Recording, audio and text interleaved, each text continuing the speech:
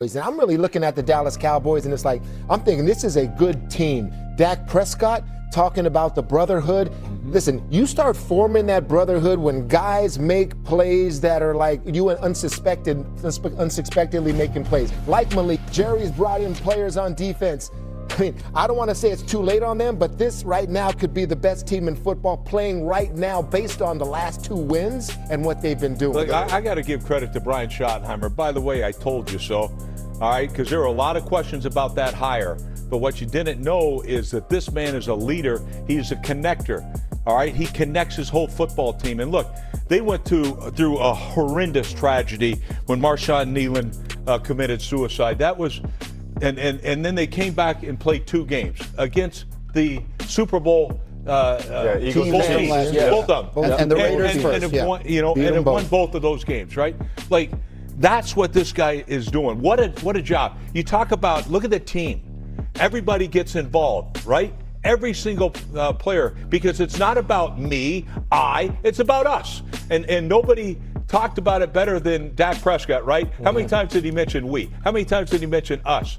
Brotherhood, all of it. That team plays that way, all right? There is that connection in that locker room. And Brian Schottenheimer, I mean, they're not mentioning him for Coach of the Year. I don't think there's been a coach that's actually done a better job than Brian Schottenheimer, especially dealing with the tragedy and the circumstances he's had to deal with. You know, you're speaking about Coach Schottenheimer. One thing that I talked about, CD's absence, and I said when CD Lamb came back, Coach Schottenheimer needed to do what? Anybody remember that? Yeah, get both guys involved. Keep both those receivers involved. And I'm going to talk about the last 6 games for the Dallas Cowboys. What Coach Schottenheimer has the hottest team, if not the hottest team in all of football, is the Dallas Cowboys, led by a guy by the name of Dak Prescott. And there's another name I'm going to say that, boy, you showed up on Thursday, Jadeveon Clowney. You keep doing what you're doing out there, because what he's doing out there, man, you are raising some eyebrows. I love what I see in Dallas. A couple things. I mean, Dallas is playing great. They got to show me they can take it on the road. I mean, this is a different team. It always has been at Jerry's World. We're going to see this next week. They go to Detroit, see if they can keep it rolling. But on the flip side of this, the Chiefs. Man, I don't care if it's man up. Y'all have to be able to stop those boys on the slant routes. Well, listen, you're not going to give up 450 yards of offense and 120 yards of penalties. I mean, they had 10 penalties for over 100 yards and expect to win many ball games. They got to clean it up. And again, the margin of error is so small. I mean, they got the Texans, they got the Chargers, they got the Broncos still left on their schedule, and got to run it. I just gave them love, all right, this Dallas Cowboy team. All right, you want championship love? Can you do it again? And again, and again. We'll see. The Cowboys almost certainly would have to win out to get into the playoffs, starting with a tough road game at Detroit next Thursday.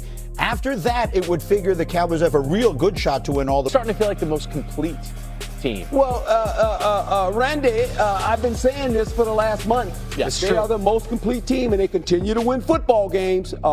This team's going to be hard out in the playoffs. Yeah. I mean, you know, a team that's kind of hovering to might find its way into San Francisco 49ers. Oh, yeah. So think about this NFC. See what San Francisco NFC does. might have the best division in football. You might get 3 teams in the playoffs. Right, from the NFC Rams, West. Seattle, and maybe the 49ers. There's really not a team in that group that you want to play. He is Herm Edwards with us all morning on SportsCenter.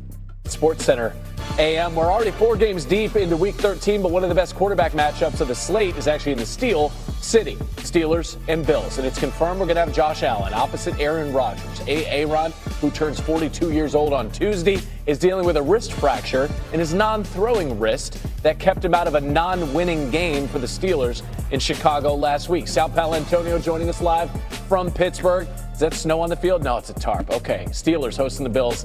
What should we be focused on, Sal, in this matchup today? Hey, Randy, happy Thanksgiving to you and Gary and everybody back there in Bristol. Hope you had a nice Thanksgiving. We are here. As you said, big matchup between 2 quarterbacks, Bills and Steelers.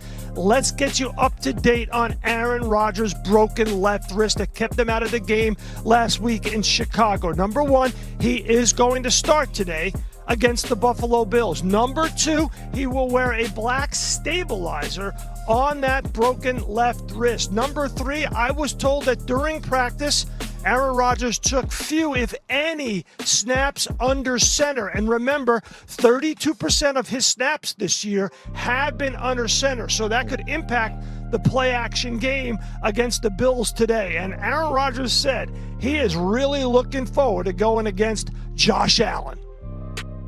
I love the way he carries himself. He's arguably the best player in the league, and Things have been trending up for him ever since his first year as a starter, and I just really appreciate the way he represents the league, and can't wait to see him, to tease him about all the damn commercials he's in now. But I mean, he's on that arc. You come into Pittsburgh, you got to protect your quarterback against the Steelers' defense. And Josh Allen has been under duress, and as a result, he's got 9 turnovers, 9 interceptions, and 2 lost fumbles, 11 turnovers. Got to protect the ball. Got to protect this quarterback. Both offensive tackles, starting offensive tackles for the Bills, out in this game. So you got to protect Josh Allen in this game. They have been susceptible to a lot of free rushers, and that has been the calling card of Terrell Austin's defense here in Pittsburgh. Come off the edge and go get the quarterback. Josh Allen, 3 straight games with an interception. Sal Paolantonio, thank you. Now over to someone in Gary Strikes who says offensive tackles aren't that important. Gary. Can you believe this guy? Damian Woody, ladies and gentlemen. Super Bowl champion Damian Woody hanging out with us this morning. Both the Steelers and the Bills trying to get up off the mat. Losses last week. Steelers, they get Aaron Rodgers back. What is going to be the key for them offensively as they host Josh Allen and the Bills?